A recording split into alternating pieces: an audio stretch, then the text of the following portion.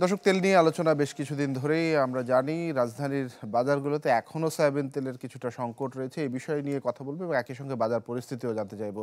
রাজধানীর মিরপুর শাহালি কাঁচা বাজারে রয়েছেন সহকর্মী মইনুল হাসান এবং মুন্সিগঞ্জ থেকে যুক্ত হয়েছেন সহকর্মী শুভ ঘোষ।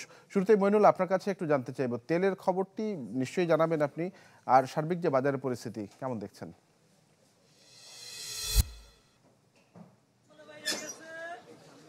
আচ্ছা তানভীর, আমি শুরুতে আপনাকে কাঁচা বাজার সহ অন্যান্য যে নিত্য প্রয়োজনীয় পণ্যের দর সেগুলো জানাতে চাই।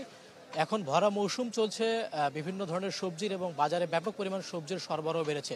সেই তুলনায় কিন্তু দাম এখনও সেই আগের মতোই রয়ে গেছে। বেগুন বিক্রি হচ্ছে 60 থেকে 80 টাকায়, বাঁধাকপি ফুলকপি 40 থেকে 60 টাকায়, নতুন আলু বিক্রি হচ্ছে 55 থেকে 60 টাকা এবং পুরাতন যে আলু সেটা বিক্রি হচ্ছে 60 থেকে 70 টাকায়।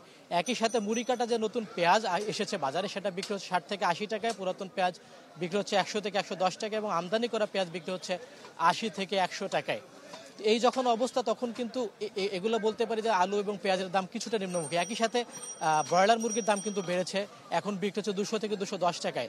এবং অন্যদিকে যেটা প্রায় 1 মাস ধরে আলোচনা হচ্ছে সেটা হচ্ছে বোতলজাত সয়াবিন তেল, এবং সেই বোতলজাত সয়াবিন তেলের বাজারে সরবরাহ এখনও বাড়েনি।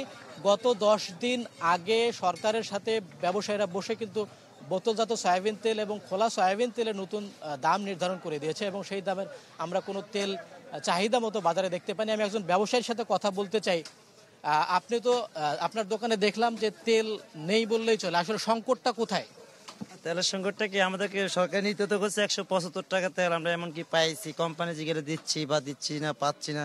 এমনকি আমরা অর্ডার কাটলে এই সপ্তাহ ওই সপ্তাহ অনেক নিম্নমূল্য, এমনকি কাস্টমার যদি একটা জিনিস নিতে 5 লিটার তেল না দিয়ে তেলে বাজার নিতেছে না, বা খোলা তেলের দাম যদি 178 টাকা বা 180 টাকা তাও চলে যাচ্ছে। কিন্তু খোলা তেল তো 157 টাকা লিটার বিক্রি করার কথা, সেক্ষেত্রে আপনারা কেন বাড়তি দামে বিক্রি করছেন? বাট আমরা খোলা তেল বিক্রি করি না, খুচরা আনতে গেলে আমাদেরকে 178 টাকা আছে, আমরা হয়তো কাস্টমার আনে দিয়ে 182 টাকা বা 180 টাকা এই। আর আমাদের মেয়ে সরকারি নিতে তো 175 টাকা তেল আমরা পাইছি 1 লিটার, হাফ লিটার আমরা ওগুলো বিক্রি করি। এমনকি একজন কাস্টমার চাহিদা, যেমন একটা ফ্যামিলি কাস্টমার আছে যে বলছে 10 কেজি তেল তো 5 লিটার 2টা দিতে পারি না, ওনারা চলে যাচ্ছে।